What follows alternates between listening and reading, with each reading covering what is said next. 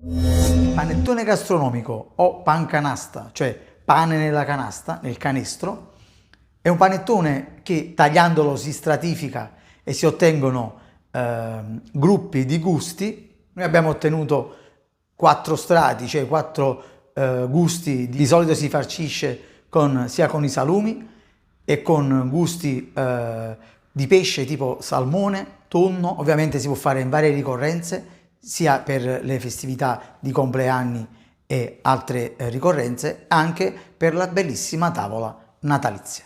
Volevo ringraziare sempre tutte le persone che mi hanno fatto una donazione. Vi ricordo che sotto la descrizione, vicino alla ricetta, troverete il link per fare la vostra donazione al fine di migliorare questo canale e renderlo sempre più competente e interessante. Mi raccomando, andate a vedere anche tutte le mie ricette di rosticceria classica. Adesso compare il link in alto, cliccate e verrete indirizzati sulla mia playlist della rosticceria classica napoletana. Adesso andiamo a fare questo bellissimo panettone gastronomico.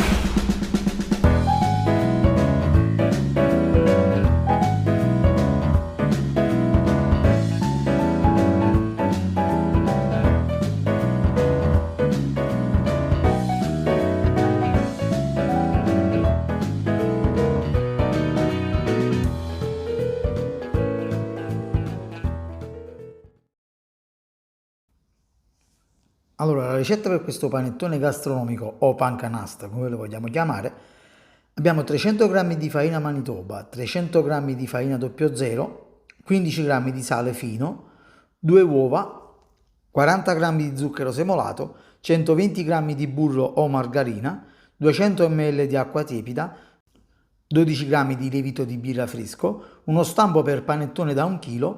Per il ripieno abbiamo 80 g di salmone, 5 olive verdi, 250 g di maionese in totale, 80 g di bresaola, 30 g di scaglie di parmigiano, 2 scatolette di tonno piccole, 4-5 pomodorini, salame milanese 80 g, formaggio spalmabile 50 g, foglie di lattuga stuzzicadenti lunghi, pomodorini e olive per decorazione.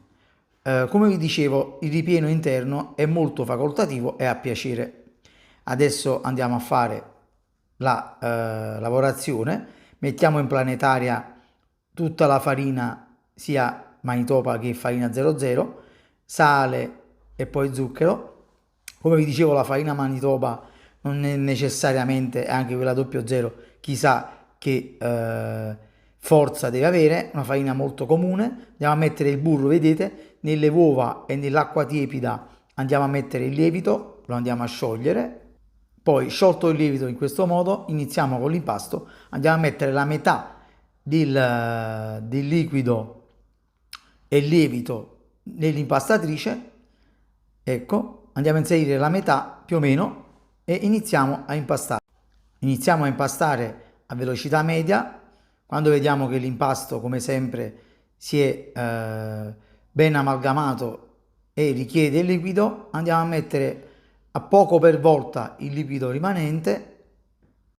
Ecco, vedete, va a inserire la metà del liquido rimanente ancora per far fare, diciamo, un bel impasto tenace. Vedete, già via via va a diventare più tenace. Vado a inserire man mano, vedete, il restante liquido, più o meno in 4-5 riprese lo inseriamo. Non inseriamo tutto il liquido insieme, altrimenti l'impasto si collassa, diciamo, sul fondo della ciotola e ci vorrà un sacco di tempo per risalire.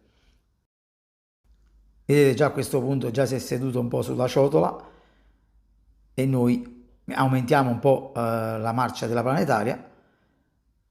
Vedete? Vedete che poi man mano, diciamo, inizia a salire sul gancio. Ecco, a questo punto possiamo inserire ancora altro liquido. Vedete? Il totale è finito tutto il liquido, quindi abbiamo inserito l'ultima parte e adesso aspettiamo che l'impasto diventa liscio e ben omogeneo.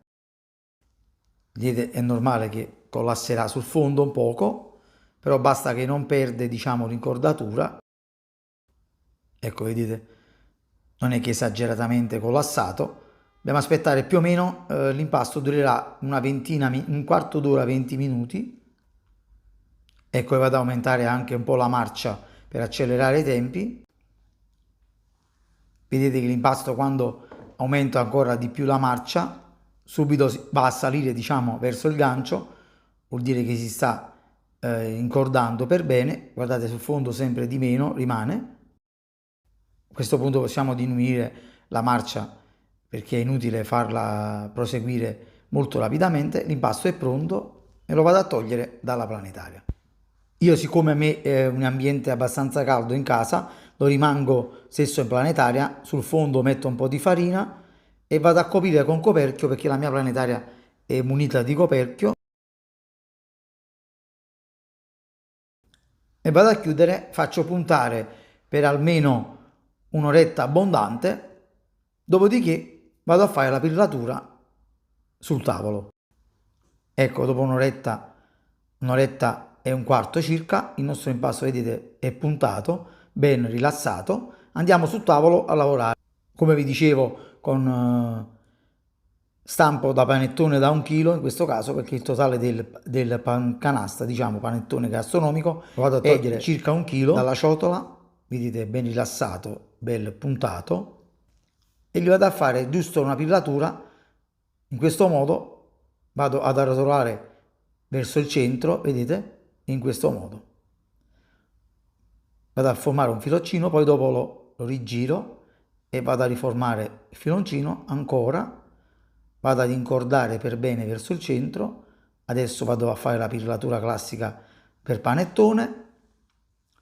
Ecco qua, fatto ciò, adesso vado a chiudere la parte di sotto in questo modo e voilà, vado a girare e metto nello stampo e andiamo a mettere. Io lo metto in un forno preriscaldato a 40 gradi, poi spengo il forno e rimango il panettone nel forno. Vedete come si presenta. Vedete, vado a mettere al centro del forno impostato più o meno a 40 gradi, per almeno un'oretta e mezza, 2 ore. Vedete, dopo 2 ore circa abbondanti, a volte ci può impiegare anche più tempo, non c'è un tempo, a me ci è impiegato 2 ore. Andiamo a infornare a 180 gradi in un forno ventilato per almeno 40 minuti. Vi faccio vedere, vedete, dopo 15 minuti il panettone come è ben lievitato.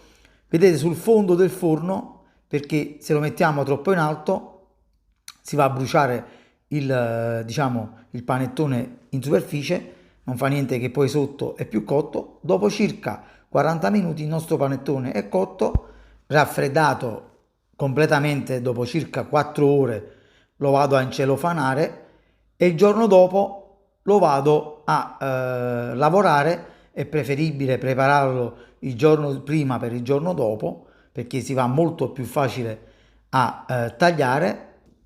Vedete, lo vado a privare dello stampo. È normale che sul fondo si verifica che è un po' più cotto, tanto non ci interessa perché il primo strato si va a togliere perché è la base. E voilà, diciamo che in teoria è meglio che è più cotto la parte di sotto, perché si va a togliere, che poi bruciacchiato, diciamo, in superficie. Altrimenti in cottura dovete mettere qualche pezzo di carta argentata per non farlo abbronzare troppo. Ecco, con un bel coltello, munitevi di un bel coltello tagliente, vado a diciamo livellare la parte dove ha fatto un po' il funghetto, diciamo, in cottura, la parte superiore. Vado a togliere la parte inferiore, vedete, la base, vado a fare un piccolo taglio e tolgo la base, che sarà quella che poi appoggeremo il panettone sopra, perché ci vuole una base che si può muovere il panettone, perché diciamo che la parte centrale è tagliata, quindi può essere rischioso muoverlo. Vado a fare o in questo modo il taglio. Io ottengo 8 pezzi, cioè 4 strati, 4 gusti, o in questo modo andiamo a tagliare. Vedete, vi faccio vedere come viene, che girandolo voi vi rendete conto del taglio che andate a fare e voilà, guardate che spettacolo, bellissimo anche la vevatura, o in questo modo o in quest'altro modo, praticamente mettendo diciamo il panettone in questa direzione e tagliate i pezzi, se vi trovate in questo modo, come ho fatto io per l'ultimo pezzo praticamente. Ecco, in questo modo è ottenuto, vedete l'alveolatura che si è creata anche nel cappello, diciamo, del panettone, quindi sono stato un po' costretto, diciamo, a fare solo 4 pezzi, cioè 4 strati, 8 pezzi. Vado a tagliare anche l'ultimo strato, che sarà l'ultimo degli 8 pezzi, più la base, diciamo, 9 e il cappello. Praticamente la base serve per muovere l'impasto avanti e indietro, cioè il panettone cotto avanti e indietro. Ecco, fatto tutti gli strati, lo vado a capovolgere perché? Perché girerò ogni strato, che sarà la parte dritta, diciamo, e questo sarà il primo strato, cioè quello con formaggio spalmabile e salame milanese. Fatto ciò, vado a mettere il salame milanese sopra. Poi stesso come si trova questo pezzo, vedete, che sarà il pezzo che verrà messo sopra. Vado a guarnire, ecco in questo modo, e poi dopo vado a capovolgere e sarà la parte dritta, vedete in questo modo, e voilà. E questo è il primo strato fatto. Adesso prendiamo un altro strato senza mettere niente ovviamente, sennò altrimenti non si stacca, e vado a mettere la salsa tonnata. Ho messo 2 scatolette di tonno e una parte diciamo di maionese a occhio, che non è tanta perché altrimenti disgusta troppa maionese. Vado a girare energicamente e vado a inserire la metà del composto, perché l'altra metà andrà sull'altro pezzo. Vedete, vado a spalmare con una spatola, la mia solita spatola da lavoro. Ecco voilà, fatto ciò vado a mettere tutto il restante. Adesso prima i pomodorini centralmente, dimenticavo. Come vi dicevo, andiamo a fare uno strato di carne, diciamo, tra virgolette, salami in questo caso, poi uno strato di pesce, un altro strato di salumi e un altro strato di pesce finale. Adesso vado a mettere i pomodorini centrale, vado a tagliare 4 pomodorini e li metto centralmente.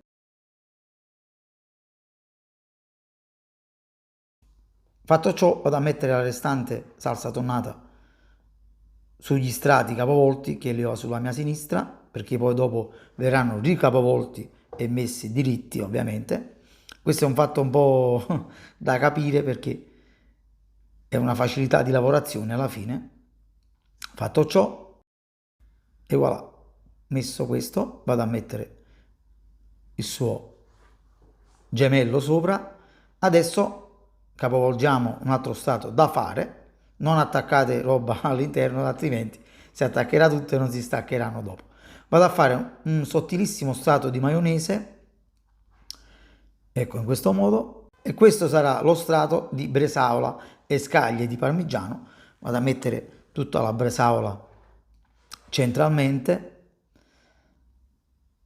ecco fatto, e vado a mettere le scaglie di parmigiano, è caduto un pezzo di parmigiano. Ovviamente i gusti sono strettamente personali, comunque sono gusti simpatici che ho scelto, diciamo io.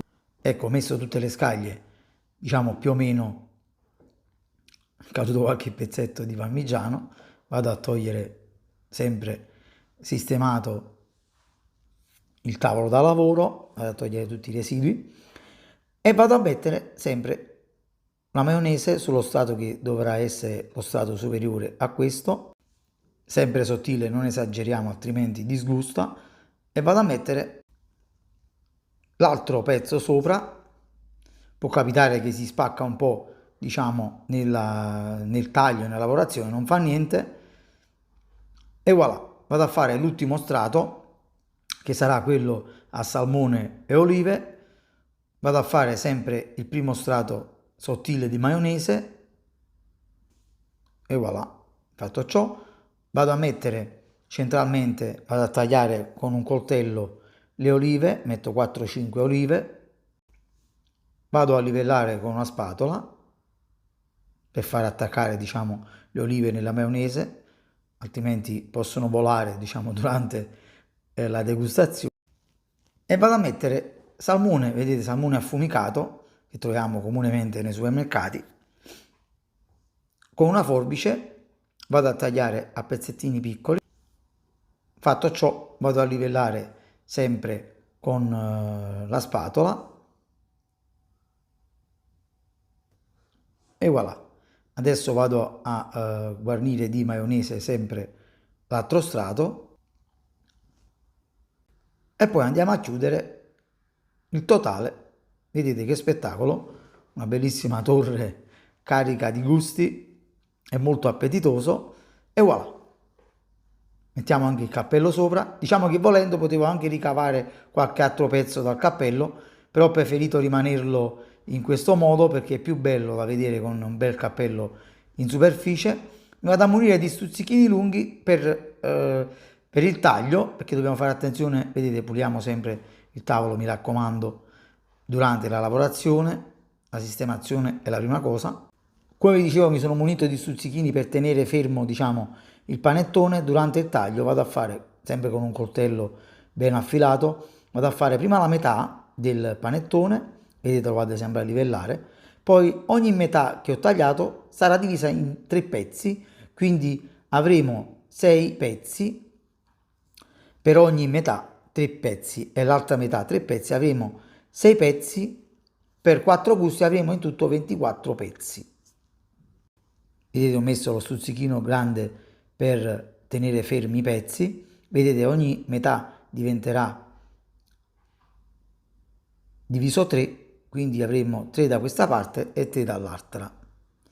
Vedete, metto gli stuzzichini al fine di non far muovere, di non far dondolare, diciamo, il panettone. Se avete una persona che vi può aiutare, magari ve le tenete ferme con le mani. Attenzione sempre alle mani delle altre persone mentre tagliate, diciamo. Ecco, adesso l'ho incominciato ad adagiare su un piatto, altrimenti dopo sarà difficoltoso toglierlo dal piatto. E voilà, così si presenterà, diciamo, il nostro panettone pancanasta quando lo andremo a mettere sulle tavole, che verrà degustato. Ecco, guardate che spettacolo. Adesso andiamo a decorare. La decorazione è molto a piacere. Io decoro con delle foglie di lattuga in superficie. Vedete, vado a tagliare a metà le foglie di lattuga, metto gli spuntoni sopra e poi ad ogni spuntone, diciamo questi stuzzicadenti giganti, vado a mettere le olive e i pomodorini. Ecco, vedete, ho messo 4 stuzzicadenti lunghi, vado a inserire le olive ogni stuzzicadente e poi metto i pomodorini, vedete, in superficie allo stuzzicadenti. Poi con le altre metà le vado a tagliare in modo molto sottile e le vado a mettere laterale, vedete, come contorno alla base tra il piatto e il panettone. E voilà, fatto ciò, vado a mettere delle olive, vedete, nell'intervallare della lattuga e voilà, il nostro pancanasta è pronto. Ci vediamo dopo per l'assaggio.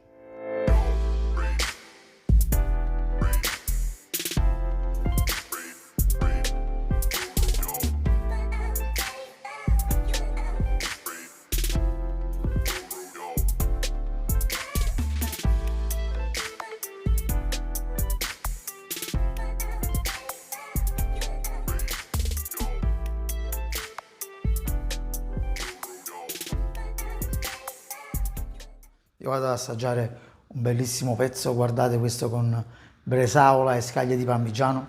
Questo mi ero rimasto e questo assaggerò. Bello.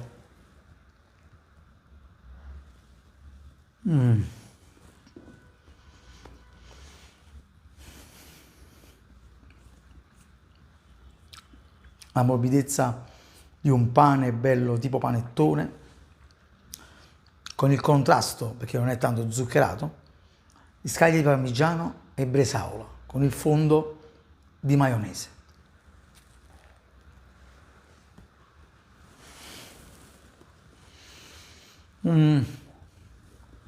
Ragazzi, mi raccomando, se vi è piaciuto questo video lasciate un bel like, iscrivetevi al mio canale e attivate la campanella per avere tutte le notifiche di ogni pubblicazione dei miei video. Seguitemi sempre sui social, Facebook, Instagram e TikTok.